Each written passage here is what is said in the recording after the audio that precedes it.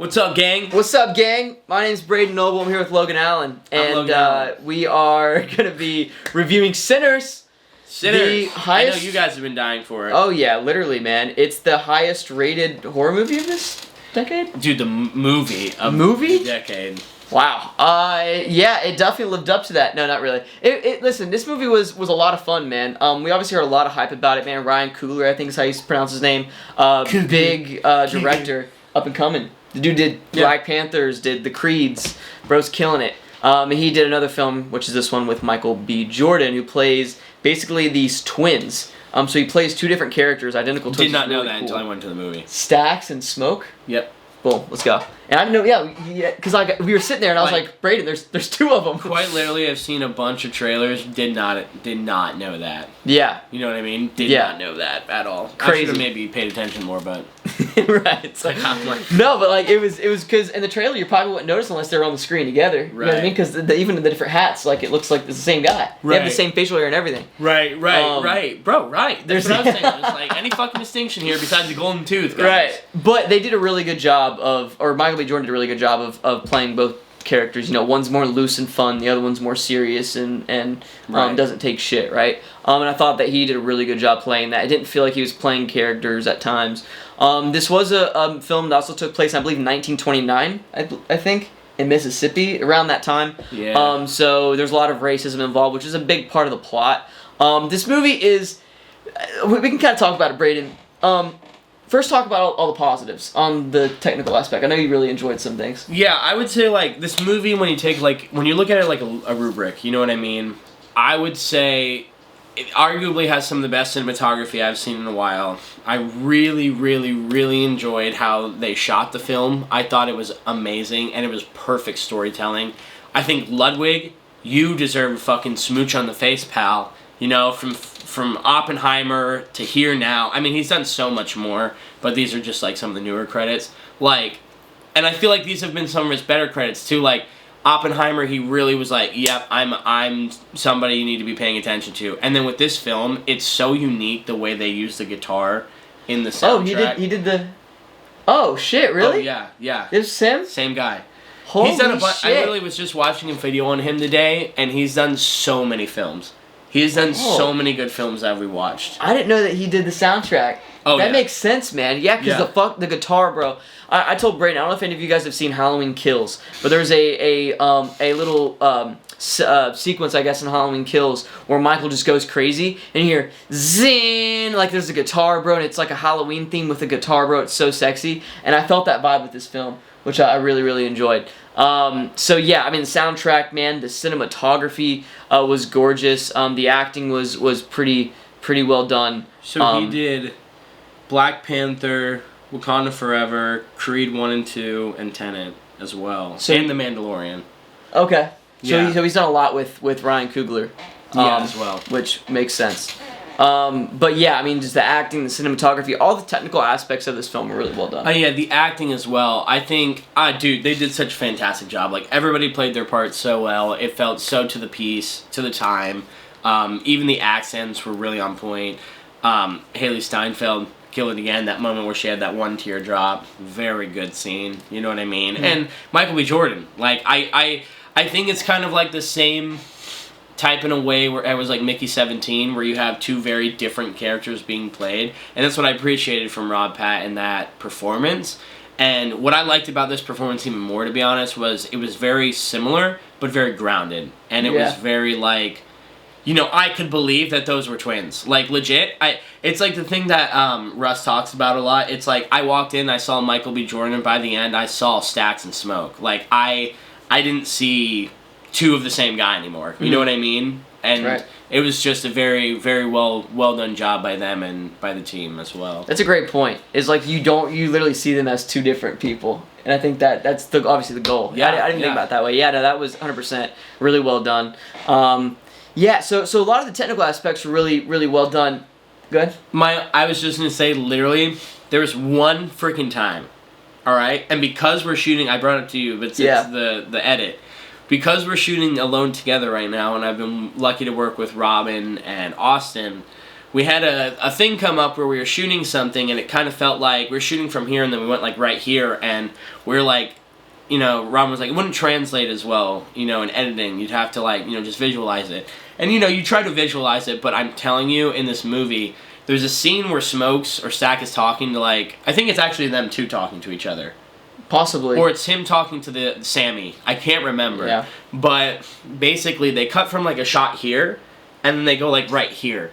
So it's like the edit happens, and it just feels a little abrupt and weird at one part, and it literally was the only time I've, like, kind of felt like something was off, and I even brought it up to him, and he knew what I was talking about. Threw me off. But I just brought it up because, like, it's funny how we experienced this on our set, and then I got to see it in the film. You know what I mean? It was like the shot would have been better as a one shot. You know what I mean? Yeah, and it was an artistic choice, of course. Yeah. But like, it wasn't my thing. No, it threw me off as well. So it's funny how both of us were like, oh, that was weird. Right, because a lot of the other shots, and again, that's an editing thing. That's not a cinematography thing. I loved a lot of the one shots they did in this And there's movie. a reason why they did that. Like you were saying, I would love to talk to Ryan Coogler and be like, why? Because he's obviously involved in the editing room. Right. Why did you do that? That particular point. What's the point of that? Because it distracted us from the film, which is obviously not what you want to do. Because it just threw me off for a second there. But yeah, so the reason I want to touch on those pauses first is because this was a fun film. But the biggest negative, I think, for both of us is the story is just very, very confusing. This is a movie that is about, I don't know, it's like 2 hours and 17 minutes on the runtime, so probably about, you know, 2 hours and 5 minutes, something around there, of a story about music that is also a story about vampires. And they try to juggle both of those themes, and they mix them, and I'm going to get to the whole theme on what I think they were trying to go for. But it feels like two different movies and trying to bring them into one film and trying to mesh them. And it felt very, there was like slow build-ups to, it felt like nothing at certain points. You know, there was just a lot of, I think we're going this way with the vampire stuff, but we're still going to the music stuff, even though I thought we wrapped that up. And then we're going, you know what I mean? It was just like they were jumping from one subject to the next in a way that just felt very, very unorganized and sloppy. That was just my opinion while watching it. Well, and I agree. Like, I kind of said at the end of the movie, like, and I think this is always, and I don't want to say this in a bad way, because I love this movie, but it is kind of always the worst thing to me when you kind of sit at the end of the movie and you're like, what the fuck was the point? You're like, why did they make this? You know what I mean? Not why did they make this, because, you know, even if it's a passion project, even if it's a fun thing, even if it's whatever it is, you know, it's just as long as you understand, like, what was the point. And I just felt like I got to the end and I didn't almost understand the point as much, and that's because, like, you know, we do go from, like you said, that reflection of the 1920s, 30s jazz blues, the time of the discrimination between black and white folk, and where, like, it's represented in the one scene where the white people try to show up, the first three vampires, and they kind of get shooed away. And I feel like it was in such a way they almost tried to use a racial thing with it, but it, you know, it happens just to be the bad vibes, and they were vampires, you know what I mean? But you go from such, like, a compelling story and a good topic to be touched on, and then you cover it with vampires, which is, one, awesome. Like, I love the vampires. I want to preface that first. I love the vampires. I don't know if you saw, Ryan Coogler took a lot of, like, inspiration from the villains in Puss in Boots. That's where, like, the red eyes came from and stuff. That's cool. And I thought it was awesome. Like, the horror aspects were there. And it's, like, it's not even like it was deliberately jump scary, but, like, yeah, it was tense. Like, you know, even when, like, the... Spoiler alert, when the big guy? Yeah, well, yeah, that was an interesting part, too. I didn't expect that with the hand. That was, like, a good implemented use of a jump scare where she lets everybody come in the building. You're kind of sitting there like, oh, they're dying for her. You know what I mean? Yeah, that was another thing that really bothered me. Like, I understand why what was her name? Grace. Why Grace? Because she was like, come on in! And it's like, the reason she said that was because he said that he was going to go find her daughter and stuff. And obviously, they know that, because, like, all the vampires share the same, like, memories and stuff, you know what I mean? They're like one being almost, which is really, really interesting. And the Grace's husband, he got attacked outside when he was going to the car or whatever. So now they know where the daughter is. So I guess that's why why Grace was like, hey, come on in, because obviously she was trying to protect, their daughter, now that they know where the daughter is because the dad is a part of that vampire group. Right. But it just felt very like, I don't know, the vampires wanted Sammy, so they're not going to go anywhere else. I get it, but it's like you put that there because you knew we had to get to the next part of the film. You know what I mean? Mm-hmm. And it felt very weird. But it felt a little, it's just like no one would be that stupid. And I mean, like, we're talking about being rash, you know what I mean? But like, your husband's already dead. If you try and run outside, you're going to die. And then your daughter's 100% going to be dead. Like, be rash. You know what I mean? Rational is what I'm trying to say when I say rash. You know what I mean? Be rational with yourself. So I agree. It was kind of weird.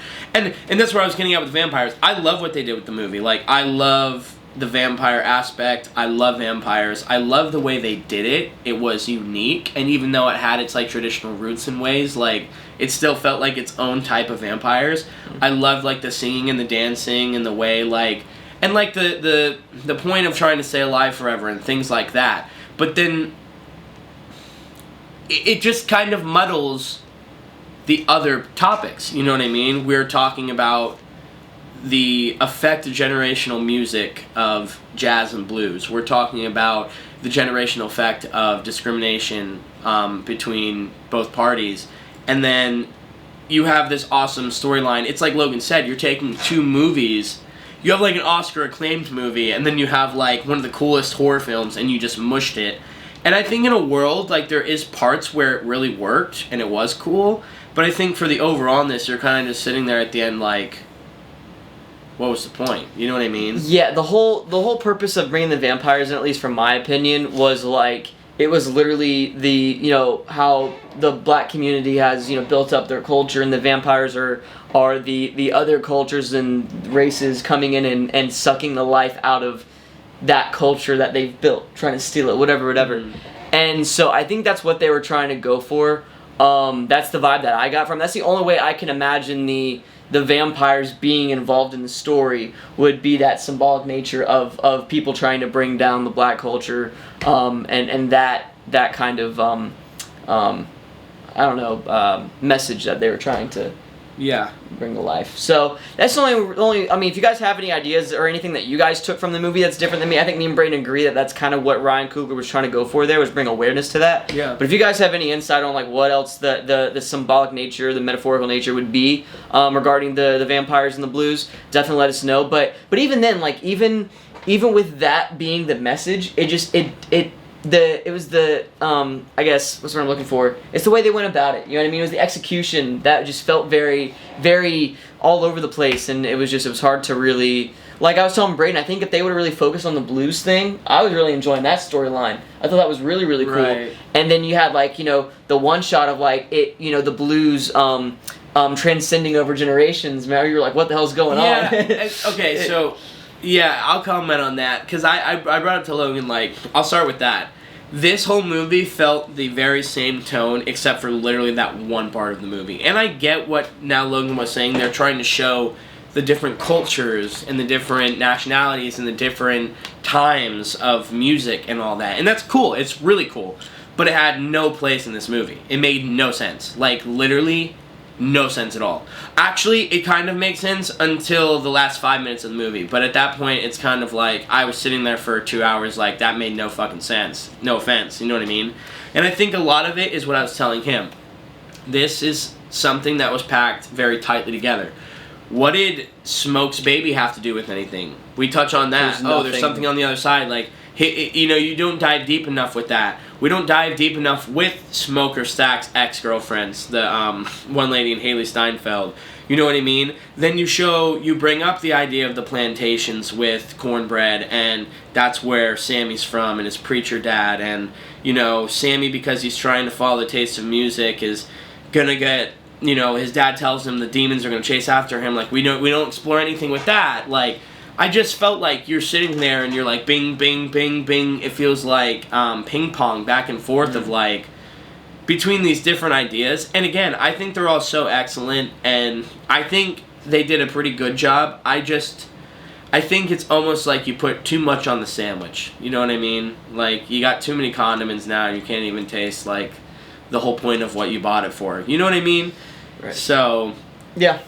No, I'm with you. Yeah, I think it's... Which is hard to do because the movie was so slow. You know what I mean? So and the fact that they felt like you were being pulled direction to direction, I totally agree. And I think that the reason that they had the whole segment that you were talking about, it's not even that the placement was bad, because, like, the whole purpose that it happens at that moment where, like, you know, the music... The vampires and... well, no, I'm saying, like, when it's the moment that you thought was very out of place. Oh, yeah, sorry. Yeah, that little bit. It makes sense that it happened then because, you know, you had Sammy and the other guy, the older guy that was doing the piano and everything. They were really jamming out. That music was you know, everyone was feeling that vibe, and you know, so I don't think the placement was bad. It just for some reason felt very out of place and just very, like, not even out of place, like I said, just very, I think, like, it's not needed. Like, I get where they're trying to go for it, but did it add much to the movie? Not to me. You know.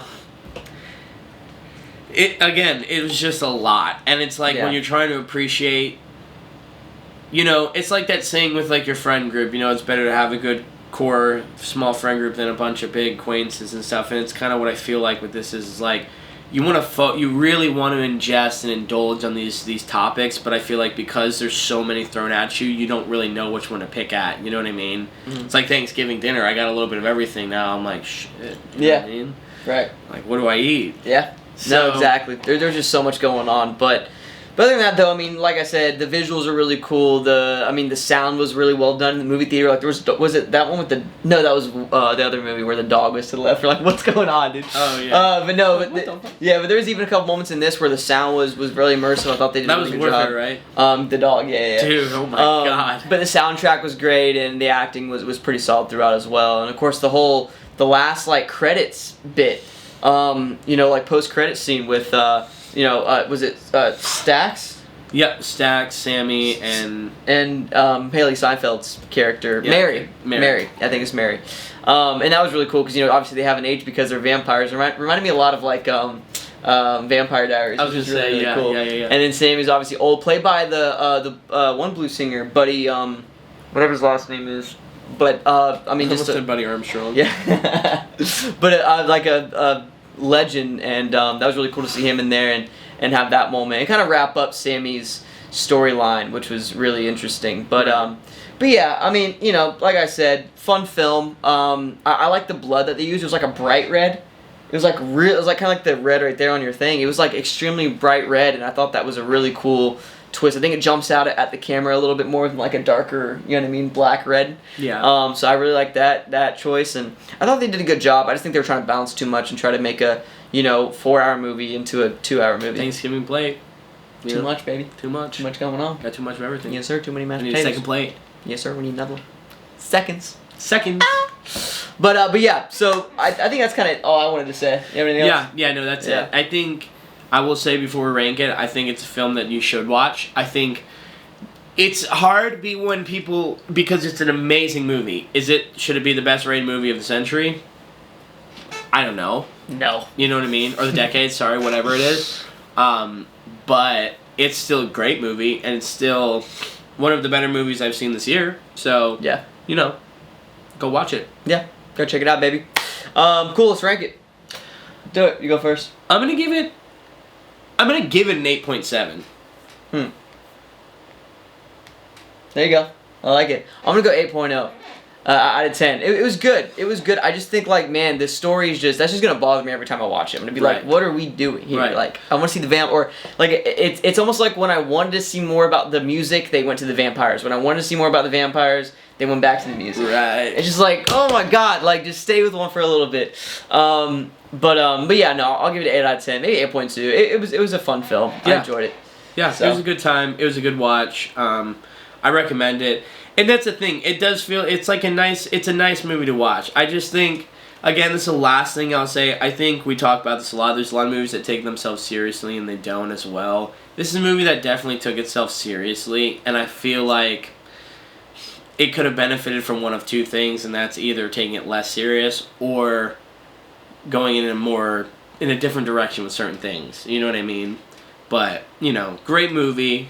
Really enjoyed the watch. Would watch it again. You know what I mean? Yeah.